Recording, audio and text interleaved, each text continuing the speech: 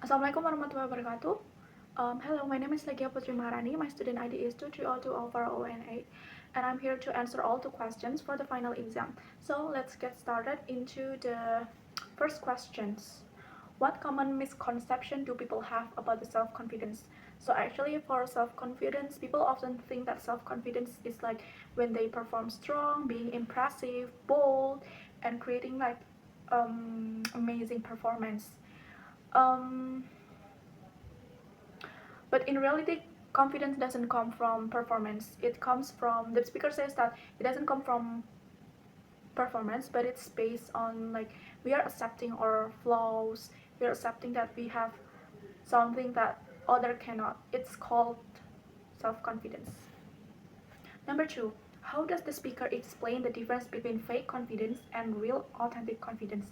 So fake confidence means that you are copying, trying to copy the confidence behavior like loud voice, big gesture, trying to impress, and loud voices also. But the authentic confidence it's come from being true to yourself. You are embracing your weakness, knowing your value, and so on.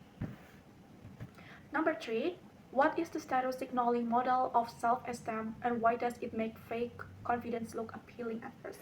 So the status appealing shows that like people usually use confidence signals to guess whether they are valuable or not. So when you just met someone and you don't know whether they are valuable, whether they are capable, you you can see it from the signaling, the status signaling, or if you want to see the competence whether they do know them well. So when someone's act confidence, others assume that they are capable even though they are not actually. Next, why does pretending to be confident fall in the long run? Mention at least two negative effects. So actually this is really me. I am actually dishonest and inauthentic for myself because, well, when I see myself, I try to be other people, and it's making me inauthentic. I'm not being myself, which is lead to disconnect to myself. It also this I can't barely show my true side. I can't be myself when I'm around them, and it can lead on anxiety. I have a lot of things in my mind and so on. This is really me. What traits do truly confident people usually have based on the research? They tend to be warm, kind, approachable, non-defensive, and they can also maintain a good relationship, not toxic one. What is the chocolate cake effect and how does it relate to the narcissism and attraction? So I also have friends that is low-key narcissism, and well, maybe at the first time they seems to be appealing, they seems to be interested, to be amazing, and I have a lot of energy to know about them, but slowly and slowly, like chocolate cake, the appeal fades. They lack of empathy, they don't want to listen our stories and warm, and this is also tiring me because I also need someone who listen. That's what the chocolate cake effect says. Chocolate facts, cake facts that narcissistic people seems exciting, but once you beat, it's gone.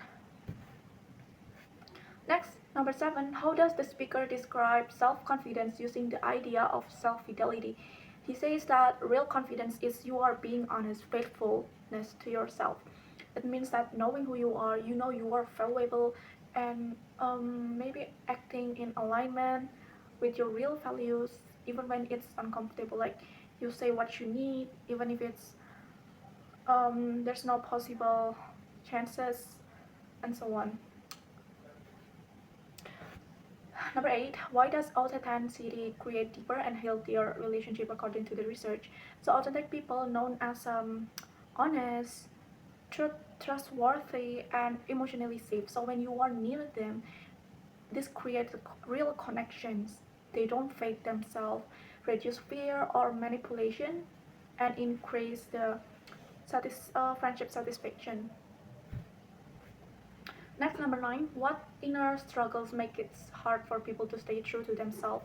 Well, I think, in my opinion, the reason why it's hard for people to stay true to themselves is because they are hiding their true identity. They want to get approval from others, they want to be accepted, so they change the way they are. they don't being authentic. They hide parts of themselves, I think. What personal example did the speaker share to show how being authentic increased the confidence? So he also talked about his rejection moment where he got many rejections for many times. And at first, it maybe felt a bit terrible, but over time, he tried to overcome it, and he knows that it is also part of the process. Because over time, he became confident because he was acting honest and brave for not for other approval, but for himself. Do you think the speaker advice would be useful for college students in Indonesia? Why or why not? Yes, I think because many Indonesian students are here struggle with the pressure, fear of judgment, and comparison. So I think they need to start embracing the way they are and learning to focus on authenticity instead of appearance and help them to feel more secure, reduce their anxiety, and also more willing to speak up and able to take a risk. Number 12, many students fear failure. How does this video change your perspective about failing? So, the video also reframes about failure as a part of being a success, building real confidence. Failure becomes less scary when you are able to take a risk, when you see it as a chance to keep moving forward and stay true to yourself rather than thinking it as a sign of failure, as a weakness also. Number 13, have you ever avoided doing something because you were scared of being judged? What happened? I think this has also happened a lot of times, all the time at the class. For example, like when we talk, when me and my friends talking, and I actually, like we had talking about material, and she suddenly talks about that, and then I didn't really, how to say, really get what she means. So I stay silent and just say yes and yes because I'm afraid that she would think I'm dumb and getting judged too. So I just stay silent all the time. And also when the teacher asks like, do you know what about this? Do you know about this? And I actually know, but I'm really scared that I'm getting judged because my answer was wrong. So I stay silent. When I stay silent, it becomes more anxious. But when I finally spoke up, I built my confidence and the fear is gone. But it's never gonna happen. What methods have helped you handle self-doubts or negative thoughts in your academic life? Well, I actually don't have any idea what methods, but for me, when I'm saying that when I had a failure all the time, I always remind myself that everyone did make mistake, and it is not like actually it's similar to motivator says when failure is a step, one step for success. So I don't take it really personal when I'm getting failure, but when I had a self-doubt, like I'm afraid that I'm going to fail again, I always remind myself that I tried my best. I always tried my best to make everything's good, to make my parents happy. But even though if it's not gonna turn out to be happy, it's not gonna be good. I always remind myself it's okay and we'll get through this. Last number, how can students support each other during stress, anxiety, or low confidence? I think the students needs to be more open. Like maybe some of students really have a high confidence which also raise their hand when the teacher asks, but so as a someone who doesn't have high confidence, I think teachers need to be fair.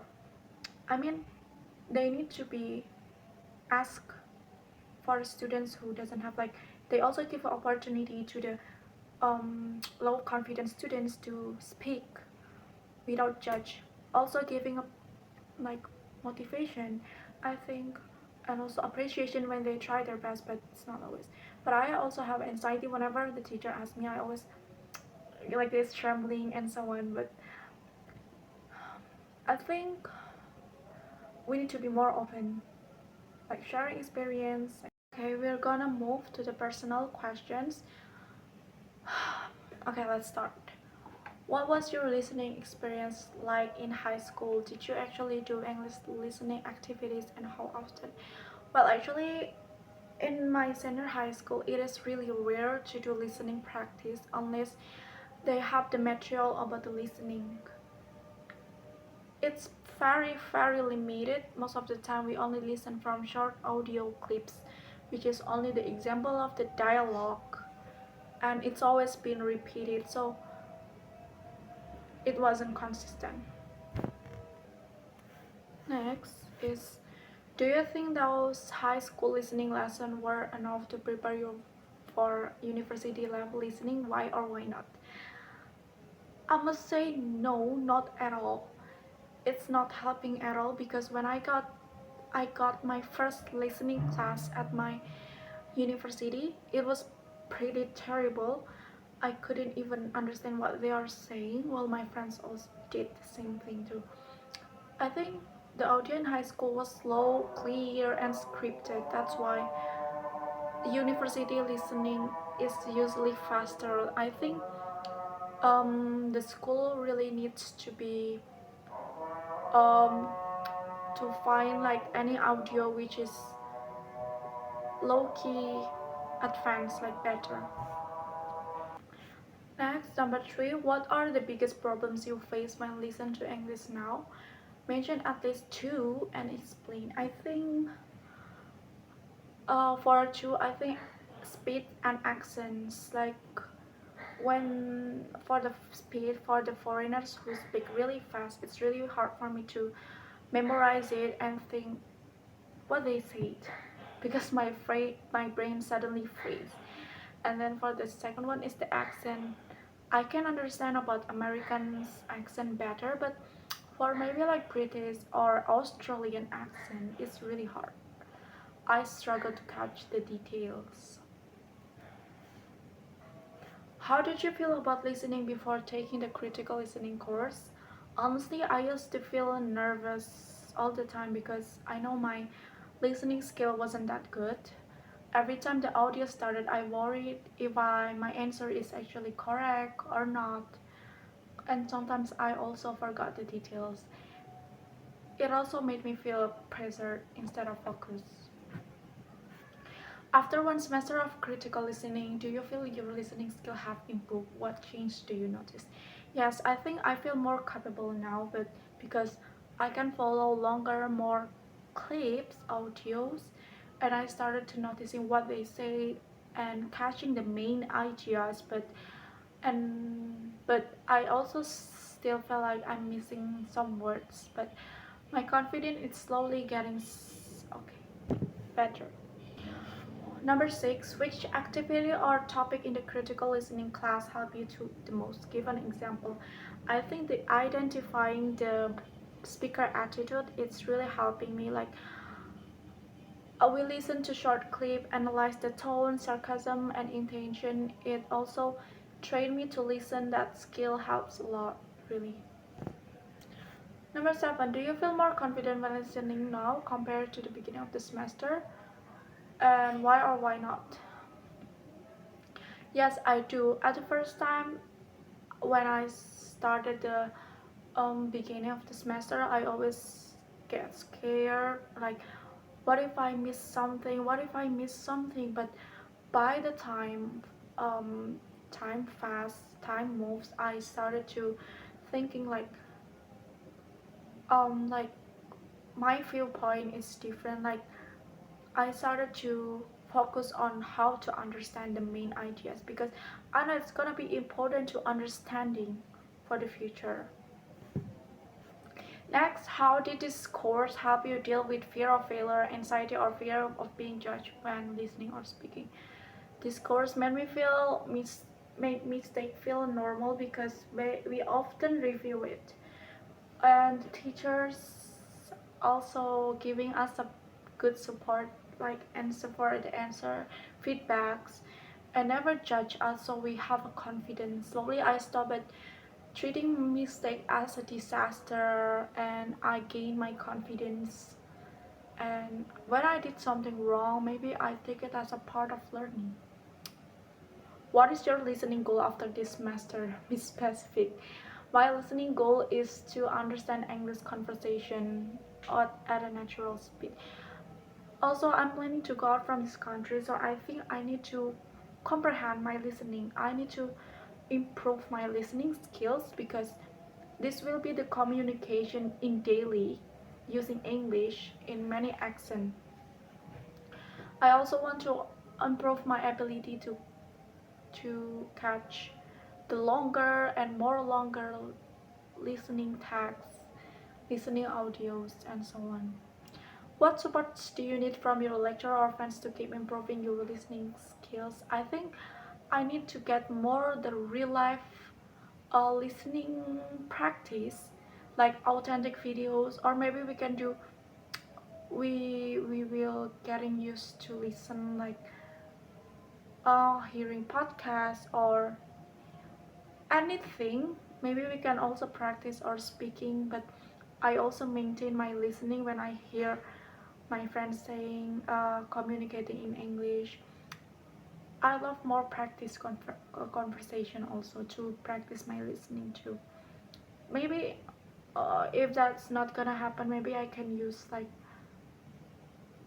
um, like podcasts or films, I think. And for the lecturer and friends, yeah, I think that's all. Thank you very much. I'm really, really, I'm really, really grateful to be part of your class.